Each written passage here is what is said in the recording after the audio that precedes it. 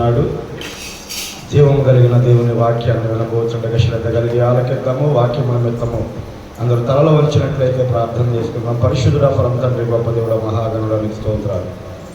అయ్యా, వెండి బంగారముల కంటే వజ్ర వైడూర్యముల కంటే విలువైన వెలకట్టలేని నీ మాటలు మేము అందరం వినుచుండగా నీ కృపను మాకు అనుగ్రహించండి. వినగల చెవి గ్రహించగలిగిన మనసులు మాకు అందరికీ దయచేయమని, తద్వారా వాక్యము ద్వారా నాయన కడవరకు నమ్మకంగా జీవించే భాగ్యం దయచేయమని యేసు నామమున అడుగుచున్నాను తండ్రి, ఆమేన్. యాకోబు పత్రిక 4వ అధ్యాయం 8వ వచనాన్ని ధ్యానించుకున్నాం. యాకోబు పత్రిక, దేవుని యొద్దకు రండి, అప్పుడు ఆయన మీ యొద్దకు వచ్చును.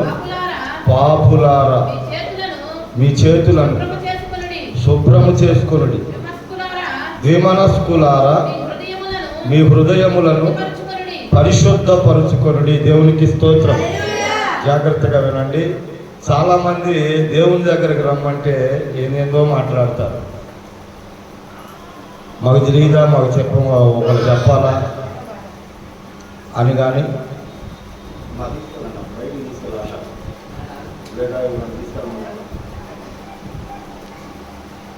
మీ చేతులను, ఇక్కడ దేవుని యొద్దకు రండి అప్పుడు ఆయన మీ యొద్దకు వచ్చునన్న మాటకి ఇప్పుడు రానటువంటి వాళ్ళు ఎవరో వాళ్ళని ఏమంటున్నాడు దేవుడు? పాపులారా అని మాట్లాడుతున్నాడు. అలాగే మీ చేతులను శుభ్రము చేసుకుని దివ్యమనస్కులారా అంటే 2 హృదయాలు కలిగిన వాళ్ళు, 2 తలంపులు కలిగినటువంటి వాళ్ళు, 2 ఆలోచనలు కలిగినటువంటి వారని దేవుడే మాట్లాడుతున్నాడు. అలాంటి హృదయం కలిగిన వారిని, అలాంటి పాపాత్ములైనటువంటి వారిని దేవుడు ఏం చేయమంటాడంటే మిమ్ములను మీరు పరిశుద్ధపరచుకొని అని చెప్తున్నాడు. జాగ్రత్తగా వినండి. ఎవరైనా ఎప్పుడైనా ప్రార్థనకు రమ్మన్నా, దేవుని దగ్గరికి రమ్మన్నా, దానికి వ్యతిరేకమైనటువంటి మాటలు ఎవరు మాట్లాడినా కానీ ఇక్కడ మాట్లాడుతున్న నేను కాదు, దేవుడే మాట్లాడుతున్నాడు. వాళ్ళని ఏమని పిలుస్తున్నాడంటే, సంబోధిస్తున్నాడంటే పాపులారా అని సంబోధిస్తున్నారు. వచ్చేవాళ్ళని ఆపేవాళ్ళు కొంతమంది, వెళ్దాంలే తర్వాత అని చెప్పేసి ఆపేవాళ్ళు కొంతమంది, అసలు వెళ్ళొద్దని చెప్పి ఆపేవాళ్ళు కొంతమంది. ఏంది, మనం వెళ్ళాలా, ఆయన రాడా, పాస్టర్ గారిని పిలిస్తే వస్తాడుగా అని చాలా తక్కువగా పాస్టర్ గారిని అంచనా వేసి మాట్లాడతారు. ఇలాంటి వాళ్ళందరూ కూడా 2 హృదయాలు కలిగిన వాళ్ళు, 2 తలంపులు కలిగినటువంటి వారు, గర్విష్టి హృదయాలు. అలాగే వాళ్ళని దేవుడు ఏమంటాడంటే పాపులు అంటున్నాడు. బైబిల్ గ్రంథంలో నేను ఒక వాయిని చూపిస్తాను మీకు. లోకాసు వార్త 19వ అధ్యాయం 5వ వచనం చూడండి. లోకాసు వార్త 19వ అధ్యాయం 5వ వచనం. యేసు ఆ చోటికి వచ్చినప్పుడు కన్నులెత్తి చూసి, జక్కయ్య త్వరగా దిగిరమ్ము, నేడు నేను నీ ఇంట నుండవలసి వచ్చి ఉన్నది అతనితో చెప్పగా. దేవునికి స్తోత్రం, హల్లెలూయా. జాగ్రత్తగా వినండి దేవుని బిడ్డలారా. ఈయన ఎక్కిన చెట్టు ఏంది? అందరికీ తెలిసిన చెట్టే మేడి చెట్టు. మేడి పండు ఎలా ఉంటుంది? ఇప్పుడు మనుషుల హృదయాలు ఎలా ఉన్నాయంటే, 2 హృదయాలు అంటే మేడి పండు చూడు, మేడి మయ్యుండు, పొట్ట విప్పి చూడు, పురుగులుండు. ఇప్పుడు పైకి భక్తుల వల్లే కనపడతాం, పైకి దీనత్వాన్ని కనపరుచుకుంటాం, కానీ లోపల వాళ్ళకి అహంకారం, గర్వము చాలా ఉంటుంది దేవుని బిడ్డలారా. అలాంటి వాళ్ళను దేవుడు పాపులుగా ఎంచుతున్నాడు. అలాగే ద్విమనస్కులుగా మాట్లాడుతున్నాడు. 2 హృదయాలు కలిగిన వాళ్ళు. ఇప్పుడు 2 పడవల మీద కాలేస్తే కరెక్ట్గా వెళ్తామా మనం? ఒక పడవ అడ్డిపోయినా, ఒక పడవ ఇడిపోయినా ఏమవుతాం మనం? మధ్యలో నదిలో మునిగిపోతాం. అలాగే ఈ 2 మనసులు కలిగిన వాళ్ళు, ద్విమనస్కులు కలిగిన వాళ్ళు అలాంటి పరిస్థితిలోనే మునిగిపోయే పరిస్థితి ఉంది. జాగ్రత్త. ఎప్పుడు కూడా యేసయ్య కంటే ఎక్కువ ఎవ్వరూ కూడా అతిశయించకూడదు, ఎక్కువగా ఊహించుకోకూడదు. గుర్తుపెట్టుకోండి. జక్కయ్య ఎక్కిన చెట్టు దిగిరా, నువ్వు దిగొస్తేనే నేడు ఆయన ఇంట్లో ఉండవలసి వచ్చింది. దిగి రాకపోతే వెళ్తాడా యేసయ్య? ఇప్పుడు ఎవరమైనా సరే మనలో ఉన్నటువంటి అహంకారం, గర్వం అనేది దిగితే తప్ప నువ్వు దేవుని దగ్గరికి రాలేవు, దైవ దీవెనలు పొందుకోలేవు.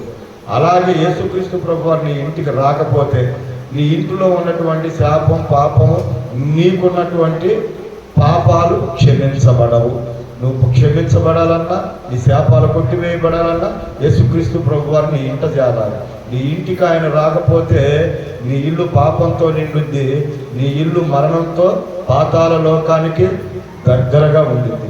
ఎప్పుడైనా గుర్తుపెట్టుకుని యేసుక్రీస్తు ప్రభువారు లేకుండా మనం ఏది సాధించలేము. దేవుని విషయాలకు వచ్చేపాటికి నువ్వు ఎంత తగ్గించుకుంటే అంత మంచిది. అర్థమైతే దేవునికి స్తోత్రం. జాగ్రత్తగా వినండి.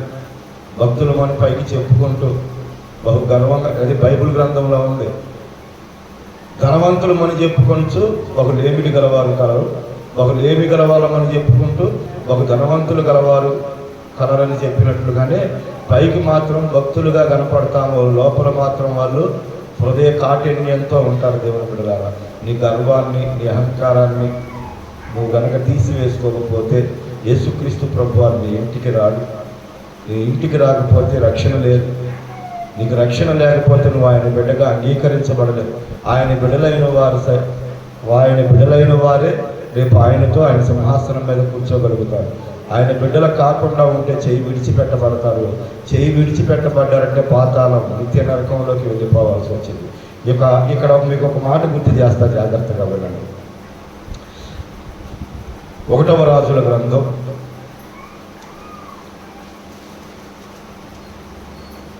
2వ రాజుల గ్రంథం 5వ అధ్యాయం 9వ వచనం. నయమానును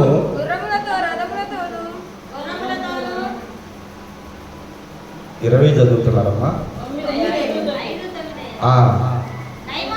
నయమాను గుర్రములతోను రథములతోనూ వచ్చి ఎలీషా ఇంటి ద్వారం ముందర నిలిచి ఉండగా, ఎలీషా నీవు యోర్దాను నదికి పోయి 7 మార్లు స్నానము చేయము, నీ ఒళ్ళు మరలా బాగై నువ్వు శుద్ధుడు ఒకదు అని అతనితో చెప్పుటకు ఒక దూతను పంపెను. దేవునికి స్తోత్రం.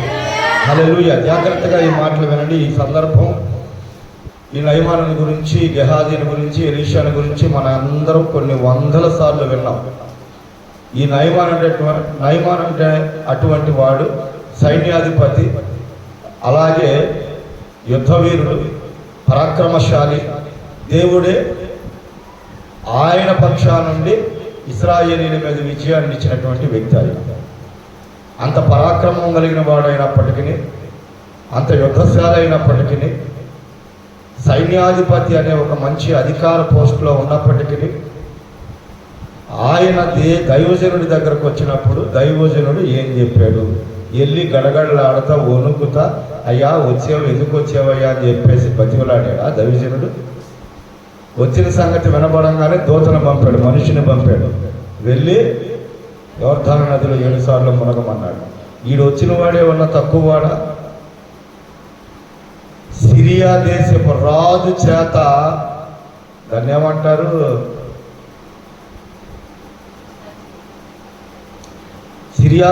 సిరియా దేశపు రాజు చేత, దాన్ని ఏమంటారో నాకు అర్థం కావట్లేదు, నేను అది గుర్తు కూడా రావట్లేదు. ఇప్పుడు రికమెండేషన్ అంటారా? రికమెండేషన్ ఎవరి చేత అంటే ఒక దేశపు రాజు చేత చేపించాడు. బంగారం, వెండి, వస్త్రాలను బహుమానాలుగా తెచ్చాడు. ఆయనేం తక్కువగా రాలా దైవజనుడి దగ్గరికి వస్తా. వాడికి ఉన్నటువంటి అధికారాన్ని, వాడికి ఉన్నటువంటి సంపదను బట్టి అతను వచ్చాడు. వచ్చినటువంటి అతను ఆ రథాల మీదే ఉండి, ఆ రథాల మీదే దైవజనుడి ఇంటి ముందు నిలిపి వాటిని అడిగాడు. దైవజనుడు చెప్పాడు. ఆయన ఏమన్నాడు వెంటనే? మా దేశంలో నదులు లేవా? నా దగ్గర నాకు ఎక్కడైతే రోగం ఉందో అక్కడికి వచ్చి దైవజనుడు ప్రార్థన చేసి చేయి పెడతాడేమో, బాగు చేస్తాడేమో అనుకున్నానని చెప్పేసి అలిగి కోపంతో వెళ్ళిపోతున్నాడు. ఉంటారుగా ఎవరో ఒకరు పక్కన సైనికులు, అయ్యా ఇంకోటి ఏదైనా బలమైన పని చేయమంటే చేసేవాడివే కదా, ఏముందయ్యా యోర్దాను నదిలోకి వెళ్ళి 7 సార్లు మునగమన్నాడు, తప్పేముంది, నీ బాగు కోసమే కదా, నీ మేలు కోసమే కదయ్యా అంటే వాడు అప్పుడు దిగాడు రథం దిగి వెళ్ళి 7 మార్లు మునిగితే పసిపిల్లవాని దేహము వలె మెరిసిపోయిందంట. దేవునికి స్తోత్రం, దేవునికి స్తోత్రం. హల్లెలూయా. పసిపిల్లవాని దేహం వలె మెరిసిపోయిందంటే యవన బలం వచ్చిందనో లేకపోతే దేహం మెరిసిపోయిందని చెప్పొచ్చుగా. పసిపిల్లవాని అని ఎందుకు మెన్షన్ చేశాడంటే పసిపిల్లలే, చిన్నపిల్లలే దేవుని రాజ్యానికి వారసులు. చిన్నపిల్లల లాంటి మనసు కలిగినటువంటి వారే పరలోకం వెళ్తారు. ఇప్పుడు చిన్నపిల్లలను కొట్టేవారికి ఆ క్షణం అడుగుతారు, చాక్లెట్ ఇస్తే ఆ క్షణం నవ్వుతారు. దేవుని బిడ్డలైన వారు కూడా అలాంటి మనసు కలిగి ఉంటేనే పరలోకం వెళ్తామని పసిపిల్లవాని దేహం వలె అయ్యింది అని దేహాన్ని గురించి చెప్పాడు. ఆయన మనస్సు కూడా అలానే మారిపోయింది. దేవునికి స్తోత్రం. ఆయన మనస్సు కూడా అలానే మారిపోయింది. అయ్యా, రిమ్మోను గుడిలోకి వెళ్ళినప్పుడు నా రాజు నా మీద ఆనుకున్నప్పుడు నేను ఇతర దేవతలకు కనుక మొక్కుకుంటే యెహోవాయే సాక్షి, నీ ఊరు నుంచి అయ్యా 2 గోతాల మట్టి అయ్యా నేను యెహోవాగా తప్ప ఇంకొకరికి మొక్కనని ఒప్పేసుకున్నాడు. దేవునికి స్తోత్రం. హల్లెలూయా, హల్లెలూయా. నయమాను రథం ఎక్కకపోతే వాడు స్వస్థపరచబడేవాడేనా? నయమాను ఎలా ఉన్నాడు? పైకి పేరు ప్రఖ్యాతులు కలిగి బహు పరాక్రమశాలిగా ఉన్నాడు. కానీ ఎవరికి తెలియని విషయం, వాడికి మాత్రమే తెలిసిన విషయం, వాడు కుష్టి రోగని. అలాగే చాలామంది జీవితాల్లో దేవుని బిడ్డలారా వాళ్ళు పైకి బాగున్నారేమో కానీ వాళ్ళ అంతరంగాలన్నీ కూడా చెడిపోయి ఉంటాయి. అలాగే వాళ్ళ మనస్సు చెడిపోయి ఉంటుంది, వాళ్ళ హృదయం చెడిపోయింది, వాళ్ళ తలంపులు, వాళ్ళ ఆలోచన, వాళ్ళ మాట తీరు. మనుషులకేమో పైకి మంచివారిగా కనపడతారు, వాళ్ళ హృదయ కాఠిన్యం చాలా దుర్మార్గంగా ఉంటుంది. చాలామంది పైకి ఎవరన్నా ఏదన్నా అడగగానే భలేదన్నా ఇచ్చేద్దామంటారు.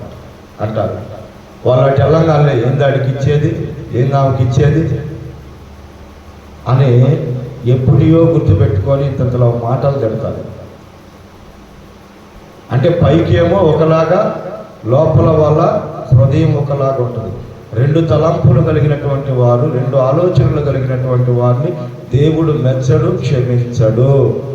నీవు నీ సింహాసనాన్ని దిగితే తప్ప నువ్వు దేవుని విషయంలో అంగీకరించబడవు. నీ అహంకారం, నీ గర్వం తగ్గించుకుంటే తప్ప నువ్వు దేవుని బిడ్డవని అంగీకరించబడదు. ఈరోజు దేవుడి దయ వల్ల మా ధ్యాన చదివినబడి ప్రజలాడే వచ్చినట్టుంది.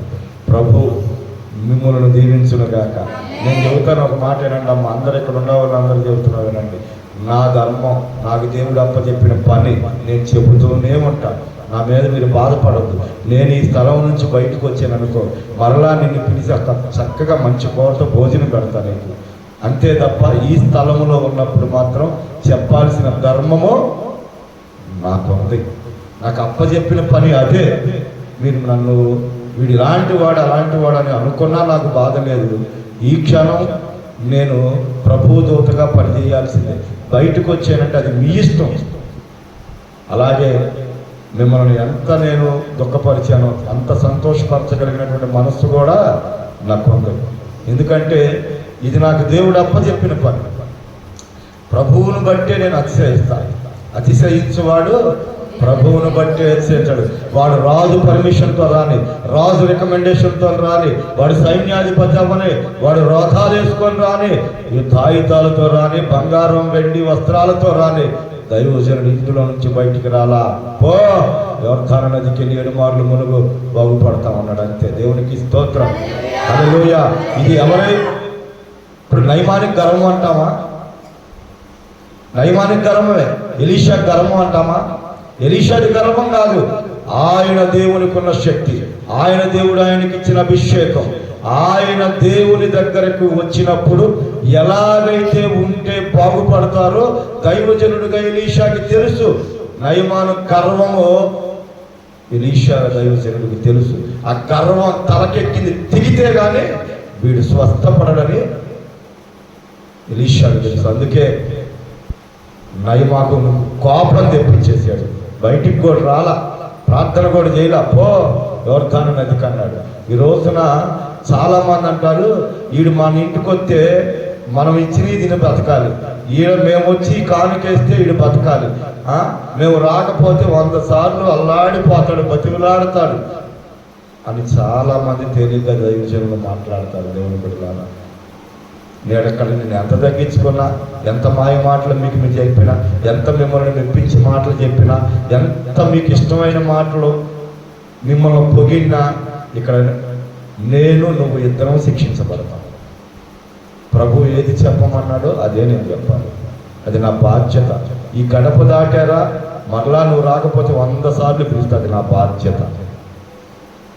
నీకు ఏదైనా కష్టం వచ్చిందా 1000 సార్లు ప్రార్థన చేస్తా, అది నా బాధ్యత.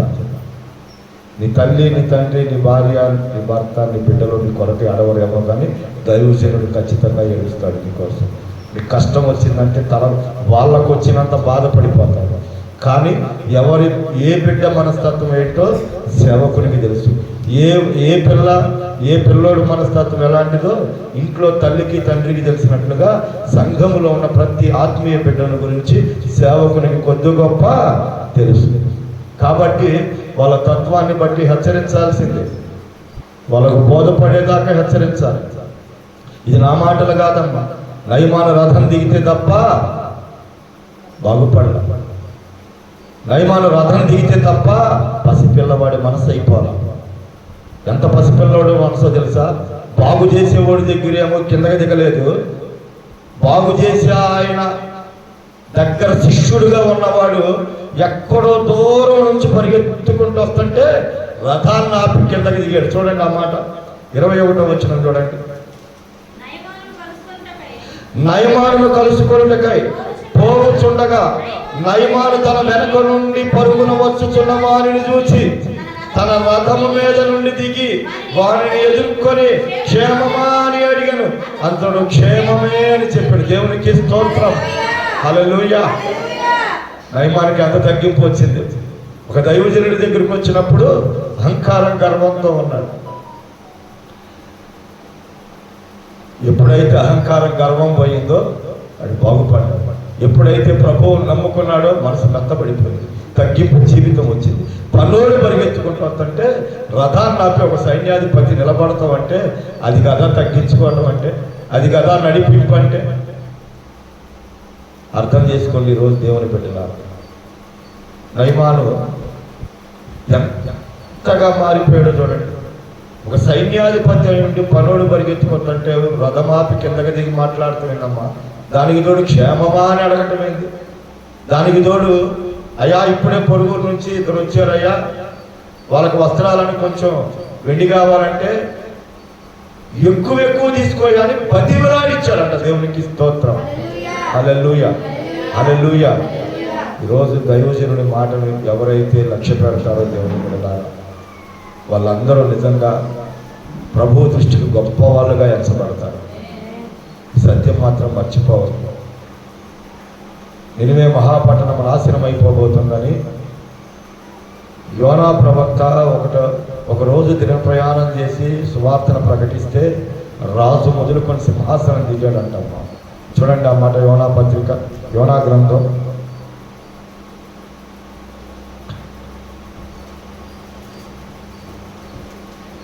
3వ అధ్యాయం 6వ వచనం.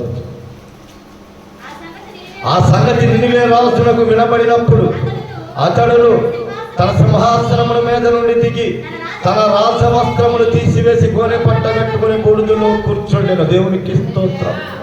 ఊరు ప్రజలందరూ ఉపవాసం ఉన్న ఊరు ప్రజలందరూ బూడిదలో కూర్చుని గోనె పట్ట కట్టుకుని దేవుడు పెద్దగా చెలించున్నాడు. నాకు తెలిసి ఆ దేశాన్ని ఏలే రాజు సింహాసనాన్ని దిగాడంట, రాజవస్త్రాలు తీసేసాడంట, గోనె పట్ట కట్టుకున్నాడంట, బూడిదలో కూర్చున్నాడు. వెంటనే ఏం చెప్పాడు యోనాకి? సింహాసనాన్ని తీసి రాజవస్త్రాలు తీసేసి నా కొడుకు దీనుడై బూడిదలో కూర్చున్నాడయ్యా, చేస్తానన్న కీడు చేయను అని చెప్పేసి ప్రభు మాట్లాడాడు. హల్లెలూయా, దేవునికి స్తోత్రం, దేవునికి స్తోత్రం. జాగ్రత్తగా వినండి ఈ మాటలు. నిన్ను బట్టి కానీ నీ కుటుంబాన్ని బట్టి కానీ పాపంలో శాపంలో కొట్టుకుపోతుంటే జీవం కలిగిన దేవుడు దైవజనులు నిన్ను వాక్యము ద్వారా హెచ్చరించినప్పుడు నువ్వు తగ్గించుకొని కనుక లోబడగలిగితే, నీ అహంకారాన్ని గర్వాన్ని కనుక పక్కన పెట్టగలిగితే, జీవం కలిగిన దేవుని పాదాలు కనుక నువ్వు దీనంగా పట్టుకోగలిగితే ఖచ్చితంగా నీ ఇంటి మీదకి నీ మీదకి రావాల్సిన కీడును నా దేవుడు ఆపేస్తాడు. నినివే మహాపట్టణపు మీదకి రావాల్సిన కీడును ఆపేయలేదా? ఆపేసాడా? సింహాసనాన్ని దిగాడా లేదా రాజు? దేవుని ఉగ్రత ఎవరు తట్టుకోగలుగుతారమ్మా? దేవుని కోపాన్ని ఎవరు తట్టుకోగలుగుతారు చెప్పండి? మానవుల కోపం అంటే ఒక రకంగా ఉంటుంది. దేవుని కోపాన్ని ఎవరు తట్టుకోగలుగుతారు? నువ్వు దేవుని సేవకులకు ఎదురు మాట్లాడుతున్నావు అంటే నన్ను కూడా చాలామంది అనుకుంటారు, ఏమమ్మా ఈయన పద్దాకలా, వీనికి ఆ మాట తప్పితే ఒక మాట రాదా, వీడు చెప్పిందే చెబుతాడేంది, నా బాధ్యత అమ్మా, నాకు అప్పు చెప్పాడమ్మా, నాకు ఆ మాట చెప్పడానికి అన్నం పెడతాడమ్మా దేవుడు, నేను చెప్పాలమ్మా. నన్ను అనవసరంగా మీరు తిట్టి మీరు శాపగ్రస్తులు అవ్వద్దు. నన్ను తిట్టడం వల్ల నాకు పాపం రాదు, నాకు బాధ రాదు, నా దేవునికి వచ్చింది. నన్ను పిలుచుకున్నవాడు ఆయన కదా, ఆయన పని చేయమన్నవాడు ఆయన కదా. నరపుత్రుడా చక్కగా నిలబడి, ఇశ్రాయేలు ప్రజలు కఠినులే, వాళ్ళు వినరు, అయినను నేను నీకు చెప్పమన్న మాట చెప్పు. విని తమ బ్రతుకులు మార్చుకున్నారా, పాపాలు ఒప్పుకున్నారా, బ్రతుకుతారు. వినకపోయారా, వాళ్ళ నాశనానికి వాళ్ళే కారణం. నీ మీదకి ఆ శిక్ష రేపు నా మీదకి రాకూడదని ఈ బాధ. అర్థమైతే దేవునికి స్తోత్రం. హల్లెలూయా. అది కథలుగా చెప్పుకుంటారు సేవకుడి గురించి. ఇంటికి వెళ్తే కథలుగా ఇవాళ ఏం చెప్పాడు, ఇవాళ నా గురించే చెప్పాడు, అది ఇవాళ ఏం చెప్పాడు, ఫలానా వాళ్ళ గురించి చెప్పాడు. ఎవడో వాళ్ళ గురించి అవటమే ఆడి పని. మాట్లాడితే డబ్బులు అంటారు. ఏదో ఒక టాపిక్ సంఘంల గురించో దైవజనుల గురించో మాట్లాడుతూ ఉంటారు. దేవుని బిడ్డలారా, జీవం కలిగిన దేవుడు ఆయన బిడ్డలైన వారిని ఎప్పుడు కూడా మనుషుల చేతికి అప్పచెప్పడం. ఎలా ఉంటారు తెలుసా ఆయన బిడ్డలు? అందుకే ఎవరన్నా ప్రార్థనకు రండమ్మా, పలానా దొంబే చర్చి కాడికి రండి ప్రార్థన చేస్తానని నేను ఎప్పుడన్నా ఎవరన్నా నాకు బాధ కలిగి చెప్తే వాళ్ళు, నేను మందిరానికి రమ్మంటే వాళ్ళు రాకపోతే మళ్ళీ ప్రార్థన చేయమని నేను చేయనని చెప్తాను. ఎందుకంటే వాళ్ళలో ఉన్న అహంకారం, ఆ గర్వము.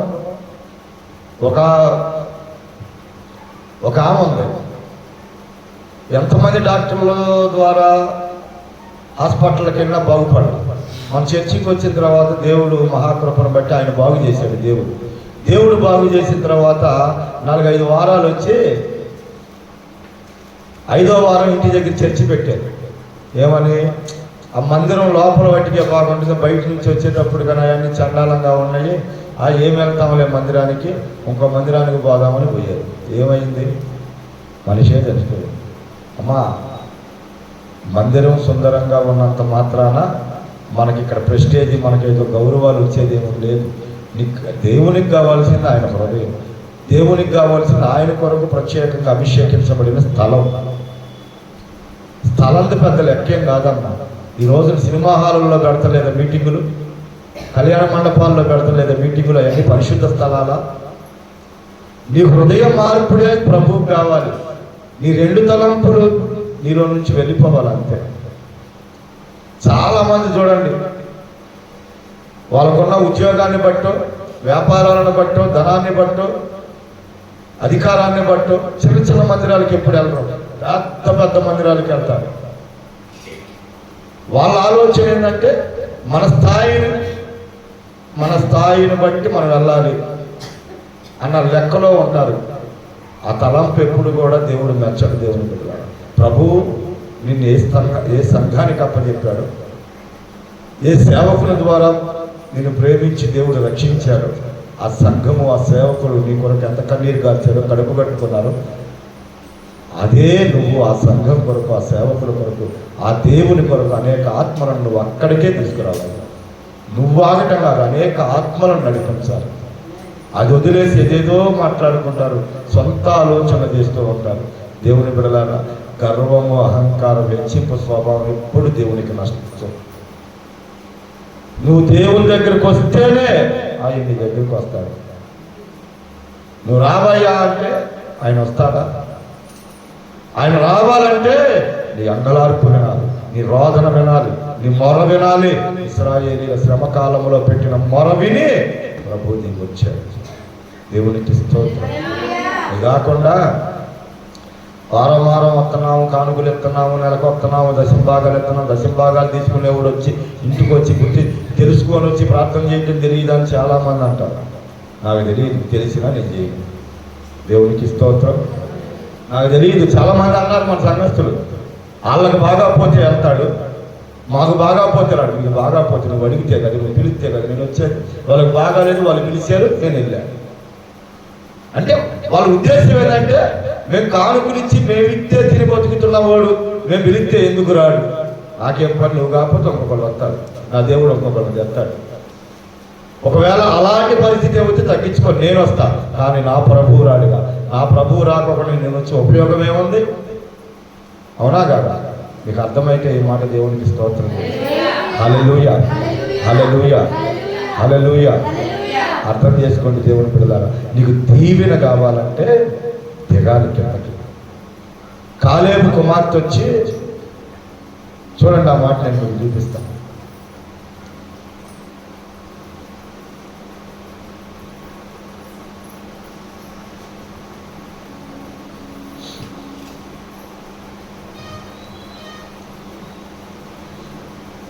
యెహోషువ గ్రంథం 15వ అధ్యాయం 18వ వచనం.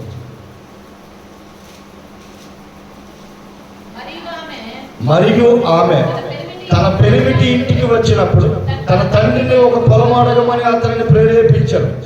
ఆమె గాడిదను దిగగా కాలేబు ఆమెను చూచి నీకేం కావాలని ఆమెను అడిగను.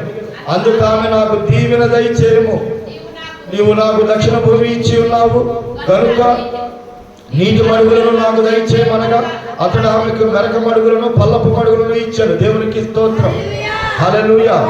జాగ్రత్తగా వినండి. తండ్రి దగ్గరికి వచ్చి దీవెన అడుగుతున్నటువంటి ఆమె, నాకు పలానా పొలం కావాలంటే ఆమె అడిగిన దానికంటే ఎక్కువగా కాలేబు ఆమెకు ఆస్తినిచ్చాడు. ఇప్పుడు ఆమె ఏమడిగింది? నాకు దీవెన దయచేయము. ఇప్పుడు ఎక్కడి నుంచి ఆమె ఏమెక్కొచ్చింది? గాడిద ఎక్కొచ్చింది. దీవెన కోసం ఏం చేసింది? గాడిద దిగింది. దేవునికి స్తోత్రం. హల్లెలూయా, హల్లెలూయా. ఏదైనా మనం దేవుని దగ్గర కానీ మనుషుల దగ్గర కానీ తీసుకోవాలి అడిగి అనుకున్నప్పుడు మనం కాలు మీద కాలు వేసుకొని కూర్చుంటే కుదరదు, కాళ్ళ ఎగరేసి నుంచుంటే అస్సలు కుదరదు. వస్తున్నానులే పద అంటే అస్సలు రావు నీకు దీవెన. నీకు దీవెన కావాలంటే ప్రభువు దగ్గరకు వచ్చేపాటికి నువ్వు ఎక్కిన ఆ గర్వము, ఆ అహంకారము, ఆ పాపము దిగాల్సింది. పాపము నీలో నుండి ఎప్పుడైతే వెళ్ళిపోయిందో అప్పుడు నీకు తగ్గింపు జీవితం వచ్చింది. నువ్వు గర్వపు మాటలు మాట్లాడుతున్నావంటే, నువ్వు అహంకారపు మాటలు మాట్లాడుతున్నావంటే, దేవుని మందిరం అని నీకు భయం లేదంటే, దైవజనుడు అంటే భయం లేదంటే, దేవుడు అంటే భయం లేదంటే నీలో ఎక్కడో పాపం ఉందే. నీలో పాపం ఉండబట్టే ఇవి నీకు వ్యతిరేకంగా కనపడుతున్నాయి, ఇవి నీకు శత్రువులుగా కనపడుతున్నాయి. అందుకే బైబిల్లో ఉంటుంది, చాలామంది సిలువకు శత్రువులుగా కనపడుతున్నారు, సిలువకు శత్రువులుగా మారేనంట. నువ్వు దిగాలమ్మా. నువ్వు ఎక్కిన సింహాసనం, నీ గర్వం, నీ అహంకారం దిగాలి. ఎందుకంటే నీ కోసం ఆయన సిలువనెక్కాడు. దేవునికి స్తోత్రం. శాపగ్రస్తమైన సిలువనెక్కాడు ఆయన. ఆ సిలువ మీద ఆయన మరణము పొందునంతగా తగ్గించుకున్నాడు. దేవునికి స్తోత్రం.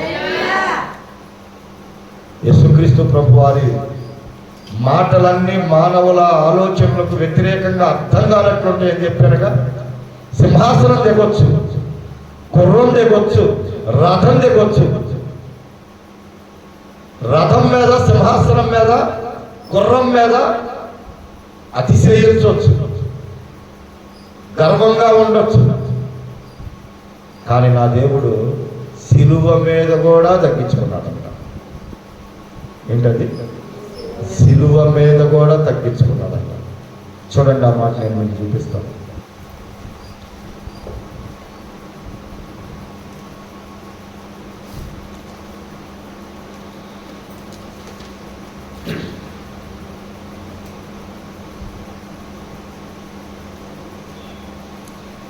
ఫిలిప్పీయులకు రాసిన పత్రిక 2వ అధ్యాయము 8వ వచనాన్ని ధ్యానించాము. మరియు ఆయన ఆకారమందు మనుష్యుడుగా కనబడి మరణము పొందునంతగా, అనగా సిలువ మరణం పొందునంతగా విధేయత చూపిన వాడై తన్ను తాను తగ్గించుకొనెను. దేవునికి స్తోత్రం, హల్లెలూయా. సిలువ మీద కూడా తగ్గించుకున్నాడు. కొట్టేటప్పుడు, పొడిచేటప్పుడు, మోసేటప్పుడు, అవమానించేటప్పుడు అన్ని చోట్ల తగ్గించుకున్నాడు మన దేవుడు. మరి నువ్వు నేను తగ్గించుకోవడానికి ఏమమ్మా? అసలు బందిపోటు దొంగలు అక్కడున్న వారందరూ కూడా యేసయ్యను ఏమన్నారు చూడండి ఆ మాట.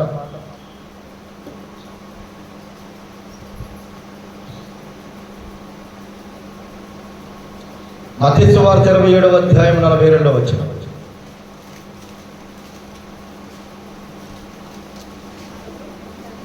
మత్తయి సువార్త 27వ అధ్యాయం 42వ వచనం. వీడు ఇతరులను రక్షించను, తను తానే రక్షించుకొనలేడు. ఇశ్రాయేలు రాజు కదా, ఇప్పుడు సిలువ మీద నుండి దిగిన యెడల వారిని నమ్ముదుము. దేవునికి స్తోత్రం. ఏమనాలి? ఇలానే పిచ్చోళ్ళు అనాలా, శాదోళ్ళు అనాలా చెప్పండి? ఆయన సిలువ మీద నుండి దిగితే యావత్తు ప్రపంచం మానవాళికి రక్షణ ఉందా? ఆ విధంగా మాట్లాడుతున్న, సత్యం తెలియకుండా, నిజం తెలియకోకుండా, లేఖనాలను మర్చిపోయి ఆ రకంగా మాట్లాడుతున్నప్పుడు కూడా ఆయన బదులు పలకలేదమ్మా. దేవునికి స్తోత్రం. ఆయన సిలువ మీద నుండి దిగితే ఈరోజు ఇక్కడ మనం ఉండేవాళ్ళం కాదు. ఆయన సిలువ మీద కూడా, శాపగ్రస్తమైన సిలువ మీద తన్ను తాను తగ్గించుకున్నాడు. మరి నువ్వు నేను మన పరిస్థితి ఏంటి? మన పేటలోనే ఇద్దరు అన్నదమ్ములు ఉన్నారు. ఒకడేమో కౌన్సిలర్ గారితో బాగుంటాడంట, అలాగే ఇరుగు పొరుగు వాళ్ళతో కూడా బాగుంటాడు. ఒకడు బహు గర్వంగా ఉంటాడంట. ఇల్లు రాసే సమయం వచ్చినప్పుడు అందరినీ బాగా పలకరించి తల్లో నాలుగుగా ఉన్నవాడికి ఏమో రాశారు. వాడు మహా ముక్కు వైపురా, వాడి గర్వం, వాడి గర్వం వాడి దినాలని వాడికి రాయరు. మీకు అర్థమైంది? ఇప్పుడు మనుషుల దృష్టికే అంతగా వాళ్ళు పట్టించుకుంటే, పలకరీగిపోయినా గర్వంగా మాట్లాడినా, మరి దేవాది దేవుడు, ఆకాశ మహాకాశాల పట్టసాల దేవుడు, ఎవరో సమీపింపరాని తేజస్సులో నివసించే దేవుడు, శూన్యములో భూమిని వేలాడదీసిన దేవుడు, సర్వాన్ని సృష్టించిన వాడు నిన్ను నన్ను పరిశీలించడా? నిన్ను నన్ను ఆలోచన చేయడా? తల్లి గర్భంలో ఉండగానే పిండముగా ఉన్నప్పుడే రోజులు రాసిన దేవుడే, నీ మనస్సులో తలంపు పుట్టక ముందే దాన్ని గ్రహించిన వాడే, నువ్వు కూర్చుంటా నువ్వు లేచుటా ఆయనకు బాగుగా తెలుసునే, నరుణ మార్గములు యెహోవా ఎరుగున వారి నడతలన్నీ ఆయన బాగుగా కనిపెట్టినని చెబుతున్నాడే. మరి అలాంటి దేవుని దగ్గర నీ మనస్సు ఎలా ఉందో నిన్ను నువ్వు పరిశీలించుకోవాలా వద్దా? నువ్వు మందిరానికి వచ్చినప్పుడు కానీ, అందుకే బైబిల్ గ్రంథంలో నువ్వు దేవుని మందిరానికి పోయినప్పుడు ప్రవర్తన జాగ్రత్తగా చూసుకోమా. అర్థం చేసుకోండి దయచేసి దేవుని వాక్యాన్ని. నీలో ఉన్నటువంటి ఆ ద్విమనస్సు, ఆ రెండు తలంపులు, ఆ పాపపు హృదయము ఒక్కటే మాట్లాడాడు, దేవుని యొద్దకు రండి అప్పుడు ఆయన మీ యొద్దకు వస్తాడు. పాపులారా అని మాట్లాడుతున్నాడు. రాని వాళ్ళని ఏమని మాట్లాడుతున్నాడు? పాపులారా. వేరే ఆప్షన్ లేదక. పాపులా అంటే పాతాళమేక. పాతాళానికి చేరువైతేనే మందిరం విషయంలో కాని మాటలు మాట్లాడుకుంటాం. రెండమ్మ రెండమ్మ అంటే ఏందో మీకు అర్థం కావట్లేదు. షాపింగ్కి వెళ్ళాలంటే 4 గంటలు చేస్తాం. ఏదైనా మంచి నాటికి వచ్చినా, లేకపోతే కొత్త సినిమా వచ్చినా గంటల తరబడి దాని ఎదురు నుంచి లెగము. హాస్పిటల్కి వెళ్ళాలంటే తెల్లారేపాటికి రెడీ అయ్యి వెళ్ళిపోతాం. దేవుని మందిరము నువ్వు చేసిన పాపాలన్నింటినీ క్షమించే స్థలం కదమ్మా. నీ వ్యాధి బాధలన్నీ తీసేసే స్థలం కదమ్మా. నీ కుటుంబాన్ని చక్కబడిసే స్థలం కదమ్మా. నీ దేవుడు నీ దగ్గరకు వచ్చి నీతో మాట్లాడే స్థలం కదమ్మా. నీ కష్టమంతా ఆయన మీద వేసుకొని నీకు సంతోషాన్ని ఇస్తే స్థలం కదమ్మా ఇది. నువ్వు పిలవక ముందే వచ్చి నీ దగ్గర కూర్చుంటాడు, నీకు అడగక ముందే వచ్చి నీకు అక్కరగా ఉన్నది ఏదో ఇచ్చేస్తాడు కదా. అలాంటి దేవుడు ఉండే స్థలంలో, అలాంటి దేవుడు ఏర్పాటు చేసుకున్న స్థలానికి నీ నిర్లక్ష్యం, నీ నిద్రపోతనము, నీ తిండిపోతనము జాగ్రత్తగా ఉండమని కదమ్మా చెబుతున్నాడు. నీ గొంతుకకు కత్తి పెట్టుకోకపోతే ఉండిద్దే ఏంది గులాబ్ జామ్ అయితే ఇది ఒక్కటన్నా తింటా, ఏదైతే తెగిస్తారు. అందుకే దేవుడు అంటారు సాగుకు తెగించి తింటారు అంటారే. సాగుకు తెగించి తింటాం, లేనిపోయిన రోగాలు తెచ్చుకోవటం. అమ్మా, ప్రపంచంలో ఏదైనా సంపాదించుకోవచ్చు కానీ ఆరోగ్యం మాత్రం సంపాదించుకోవచ్చు. జాగ్రత్తగా ఉండాలి. బాగా తినవద్దని అందుకే చెబుతున్నాడు, మాంసం హెచ్చుగా తినే వాళ్ళతో చేయకూడదు. ఇంకో మాట సామెతల్లోనే ఉంటుంది, కడుపు నిండిన వాడు కడుపు నిండా తింటే దేవుణ్ణి కూడా లెక్క చేయమని ప్రభువుకి తెలిసే. దేని వాక్యానికి సాదృశ్యం. వాక్యాన్ని పక్కన పెట్టేస్తాం, వాక్యానుసారంగా జీవించవే కాదు. అందుకే తిండిపోతున్న గొంతుకు కత్తి పెట్టుతాడు. భగవాని ఎంట క్రొవిని ఎద్దు మాంసము తినడం కంటే ప్రేమ కలిగిన చోట ఆకుకూరల భోజనం మేలని బైబిల్ చెప్తుంది. అర్థం చేసుకోండి, జీవం కలిగిన దేవుడు ఈరోజు ఈ ఆహార విషయంలోనే ఇంత కరెక్ట్గా చెప్పాడు. ఎందుకు చెప్పాడంటే, నీ తిండిపోతూ అయితే నువ్వు గొంతుకు కత్తి పెట్టుకోకపోతే, అరే ఇప్పటికే 95 కేజీలు పెరిగావు, ఇంకొక 5 కేజీలు పెరిగితే లేనిపోయిన రోగాలన్నీ వస్తాయిరా, ఇంట్లో నుంచి మంచం మీద నుంచి కదలలేవు, లెగవలేవు, ఎందుకు రా బాబు అంటే, వాడు నువ్వెన్నన్నా చెప్పన్నా నేను మాత్రం తిండి మానుకోను అంటారు ఒక్కొక్కరు. మానుకోకపోతే ఎవరికి నష్టం? నీకే నష్టం.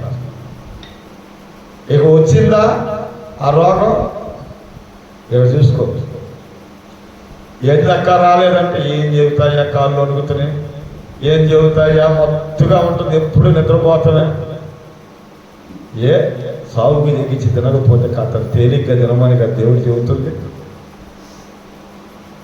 హల్లెలూయా, దేవుడికి స్తోత్రం. తిండి విషయంలోనే మనకి ఎంత తేడా కనపడుతుంది, మరి దేవుని విషయంలో అమ్మ. అందుకే కదా ఆయన దేవుని యొద్దకు రండి, అప్పుడు నీ గర్వము, నీ అహంకారం తగ్గించుకొని దీనత్వం కలిగి ప్రభు పాదాల దగ్గరకు వస్తే చక్కగా ఆయన దగ్గరికి వచ్చేస్తారు. సిలువలో ఆయన తగ్గించుకున్నాడమ్మా. సిలువెక్కాడు నీ కోసం ఆయన. నువ్వు ఇంకెందుకు సింహాసనాలు, గుర్రాలని కాలుకు దగ్గర వేసుకోవటం, అవన్నీ దేవుడు ఇచ్చాడనుకో. ఎక్కడ ఎక్కాలో ఎక్కడ దిగాలో తెలుసుకోవాలి. దిగకోకుండా ఉన్నామనుకో. బిలాం గారంటే ఒక రోజు బిలాం దైవజనుడు గాడిదని ఎక్కి వెళ్తున్నాడు. ఎదురుగా వరదీసిన కత్తి పట్టుకొని దేవదూత ఉంటుంది. బిలాము దేవుని మాట కాదని వెళ్తున్నాడుగా, మనోనేత్రాలు మూసుకుపోయి. దేవదూత ఖడ్గం పట్టుకున్నది బిలాము కనపడాల, గాడిది కనపడి. ఆ గాడిద ఎదురుగా వెళ్తే సస్తాడని పక్కకి తీసుకెళ్ళింది. గాడిదని పట్టుకొని కొడుతున్నాడు, కొట్టుడు కొడుతున్నాడు. గాడిదకి దేవుడు వాక్కునిచ్చాడు. వెంటనే, అయ్యా ఏంది బాబు నువ్వు ఇంతకాలం నుంచి నువ్వు నన్ను ఎక్కుతూ దిగుతూ ఉన్నవాడివి కదా, ఎప్పుడైనా ఇట్లా చేశానా అని గాడిద మాట్లాడుతుంటే, అసలు గాడిద మానవ స్వరంతో మాట్లాడుతుందని అప్పుడన్నా గ్రహించుకోకుండా నా చేతులు కట్టుంటే చంపేసేదాన్ని, నరికేసేవాడు అన్నాడు. వెంటనే దేవుడు బిలాము కన్నులు తెరిచాడంట. వరదీసిన కత్తి పట్టుకొని దేవదూత ఎదురుగా నిలబడింది. అప్పుడన్నా దిగాలవాడు ఆ గాడిద దిగల, ఈ గాడిద దిగల. తల ఉంచి అక్కడే నమస్కారం పెట్టి మళ్ళీ వెనక్కి తిరిగి వెళ్ళాడు. దేవుడు వెళ్ళమన్నా కాడికి, గాడిద మాత్రం దిగల. ఈరోజు మీకు అర్థమైంది ఇప్పుడు నా మాట. అహంకారం, గర్వం తగ్గించుకోనటువంటి వారి పరిస్థితి ఎలా ఉంటుందంటే శాపగ్రస్తులుగా మారిపోతారు, దేవునికి వ్యతిరేకులుగా మారిపోతారు. ఒక ప్రవక్త నుండి దేవుని నోట నుండి వచ్చిన మాట ఎలాగో ఆ దైవజనుడు చెబితే ఆయన మాట అంత కరెక్ట్గా జరిగిద్దని ప్రజలందరూ నమ్మేటువంటి ఒక గొప్ప ప్రవక్త. అలాంటోడు దేవుని దగ్గర తగ్గించుకోకపోవడం వల్ల, దేవదూత కనబడిన దిగకపోవడం వల్ల వాడు ఏమయ్యాడు అంటే యుద్ధములో చనిపోయాడు. ఎక్కడ చనిపోయాడు? అప్పటికి అడుగుతాడు, నీతిమంతుల మరణము అంటే మరణము నాకు ఇయ్యా అని. ఇవ్వాల. ఎవరైతే గర్వం తగ్గించుకుంటారో, ఎవరైతే పాపాన్ని మానుకుంటారో, ఎవరైతే ప్రభు దగ్గరకు వస్తారో వాళ్ళ దగ్గరకు ఆయన వస్తాడు. పసిపిల్లలాంటి నీ మనస్తత్వాన్ని బట్టి ప్రభువు నీకు ఆయన రాజ్యాన్ని అనుగ్రహిస్తాడు. అలాగే కాలేబు కుమార్తె దిగి అడిగింది దీవెన. నువ్వు కూడా నీ పాపాన్ని, నీ గర్వాన్ని, నీ అహంకారాన్ని దిగితేనే నీకు దీవెన. ఎక్కయ్య చెట్టు దిగాడు, చెట్టు దిగితేనే ఆయన ఇంటికి రక్షణ. నువ్వు నేను కూడా మన పాపపు తలంపులతో ఉన్నటువంటి, పాపపు తలంపులతో మూసుకుపోయినటువంటి ఆ కన్నులు, ఆ గర్వపు కన్నులు ఎప్పుడైతే తెరవబడతాయో అప్పుడు దేవుని రక్షణ మన ఇంటికి వచ్చింది. దేవుని దీవెన మనకు అందించబడింది. దేవునికి స్తోత్రం. దేవుని ఈ మాటలను దీవించుగాక. ఆమేన్. ప్రార్థన చేసుకున్నాం. పరిశుద్ధుడ పరమ తండ్రి, గొప్ప దేవుడ, మహాగణుడని స్తోత్రాలు. చెప్పబడిన మాటలు ఈ మాటలయ్యా, విలువైన వెలకట్టలేని నీ మాటలు మేమందరం విన్నాం. ఆ మాటల ప్రకారంగా జీవించే భాగ్యాన్ని దయచేయండి ఆయన. అయ్యా ఇదిగో చెక్కయ్యలాగా ప్రభువా మేము కూడా నాయన ఆ గర్వం అనే, పాపం అనే ఆ చెట్టుని కిందకి దిగడానికి కృపను దయచేయండి. తద్వారా మా ఇంటికి రక్షణ దయచేయండి. నయమాన అహంకారం, గర్వాన్ని తీసివేసుకున్నట్లుగా, రథము దిగినట్లుగా 7 మార్లు రథాల వీధిలో నదిలో మునిగినప్పుడు పసిపిల్లవారి దేహము వల్ల ఎలాగైతే మీరు మార్చారో అలాగే మేము నిన్ను తప్ప ప్రభువా ఏ దేవుణ్ణి పూజించమని, ఏ దేవుణ్ణి ఆశ్రయించమని, నీవే మాకు దేవుడు అని అయ్యా ఇదిగో పసిపిల్ల లాంటి మనస్తత్వం కలిగి అయ్యా స్థిరమైన మనస్సుతో ప్రభువా నిన్ను మాత్రమే హత్తుకునే భాగ్యం నాకు మాకు దయచేయండి ప్రభువా. అయ్యా నీ నామ మహిమార్థమై చిన్న పెద్ద చూసే భాగ్యం దయచేయండి. సేవకులని అయ్యా ఇదిగో ప్రభువా నీ మందిరం అని అయ్యా మేమందరం కూడా భయముతో భక్తితో నడుచుకునే భాగ్యం దయచేయండి ప్రభువా. అయ్యా బిలాములాగా మా కన్నులు మూసుకుపోకూడదు అయ్యా. అయ్యా కన్నులు తెరవండి ప్రభువా. అయ్యా నినివే మహాపట్టణ రాజు సైతం సింహాసనాన్ని దిగాడయ్యా, పురిదిలో కూర్చున్నాడయ్యా, గొనిపట్ట కట్టుకున్నాడయ్యా, చేసిన పాపాన్ని ఒప్పుకున్నాడు నాయన. అలాంటి మనసు నాకు మాకు కూడా మీరు దయచేయమని, తద్వారా మామూలును మా కుటుంబాన్ని, మా సంఘానికి రావాల్సిన కీడును ఆపివేసి నీ కృపాని, దయాన్ని, ఆశీర్వాదాన్ని, దీవెన నాకు మాకు దయచేయమని నాజరేయుని యేసు నామములో అడిగి వేడుకొంచున్నాం పరమ తండ్రి. ఆమేన్.